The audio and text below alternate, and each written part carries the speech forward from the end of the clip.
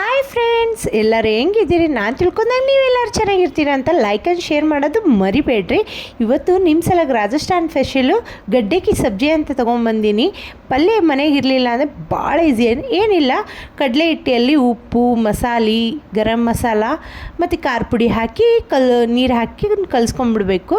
ನಾವು ಹಿಟ್ಟು ಹೆಂಗೆ ಕಲಿಸ್ಕೊಂಡೆ ಹಂಗೆ ಕಲಿಸ್ಕೊಂಡು ಹಿಂಗೆ ಶೇಪ್ ಕೊಟ್ಟು ಅದು ಸ್ವಲ್ಪ ಸ್ಟೀಮ್ ಮಾಡಿಬಿಡ್ಬೇಕು. ಸ್ಟೀಮ್ ಮಾಡಿ ಎಲ್ಲ ಕಟ್ ಮಾಡ್ಕೊಂಬಿಡಬೇಕು. ಕಟ್ ಮಾಡ್ಕೊಂಡು ಮೊಸರಿನಲ್ಲಿ ಗರಂ ಮಸಾಲ, ಉಪ್ಪು, 2 ಸ್ಪೂನ್ ಖಾರ ಪುಡಿ ಮತ್ತು ಅರಿಶಿನ ಎಲ್ಲ ಹಾಕಿ ಮಿಕ್ಸ್ ಮಾಡ್ಕೊಂಡು ಇಟ್ಕೊಂಡ್ಬಿಡಬೇಕು. ಬೇರೆ ಪ್ಯಾನಲ್ಲಿ ಎಣ್ಣೆ ಹಾಕ್ಕೊಂಡು ಮತ್ತು ಈರುಳ್ಳಿ ಹಾಕ್ಕೋಬೇಕು. ಈರುಳ್ಳಿ ಹಾಕೊಂಡ್ಮೇಲೆ ಟಮಾಟಿ ಹಾಕ್ಕೋಬೇಕು ಫ್ರೆಂಡ್ಸು. ಟಮಾಟಿ ಹಾಕ್ಕೊಂಡ್ಮೇಲೆ ಅಲ್ಲ ಬೆಳ್ಳುಳ್ಳಿ ಪೇಸ್ಟ್ ಹಾಕ್ಕೋಬೇಕು.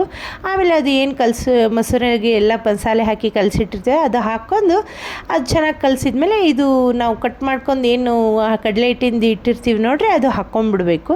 ಅದು ಹಾಕೊಂಡ್ಮೇಲೆ ಚೆನ್ನಾಗಿ ನಾವು ಕುದಿಸ್ಕೊಂಡ್ಮೇಲೆ ಗಾರ್ನಿಷಿಗೆ ಅಂತ ಕೊತ್ತಂಬರಿ ಹಾಕ್ಕೊಂಡು ಬಿಸಿ ಬಿಸಿ ಚಪಾತಿ ಮೇಲೆ ಹಾಕ್ಕೊಂಡು ತಿಂತಾಯಿದ್ರೆ ಇಂಥ ಸೂಪರ್ ಇರುತ್ತೆ ಫ್ರೆಂಡ್ಸ್, ಭಾಳ ಚೆನ್ನಾಗಿರುತ್ತೆ. ನೀವು ಒಂದು ಸಲ ಮನೆಗೆ ಟ್ರೈ ಮಾಡಿರಿ. ಪಲ್ಯ ಇರಲ್ಲ ಅಂದರೆ ಇದು ಮಾಡೋದು ಭಾಳ ಈಸಿ ಆಗುತ್ತೆ. ಏನಿಲ್ಲ, ಒಂದು 20 ನಿಮಿಷದಲ್ಲಿ ರೆಡಿ ಆಗಿಬಿಡುತ್ತೈತೆ.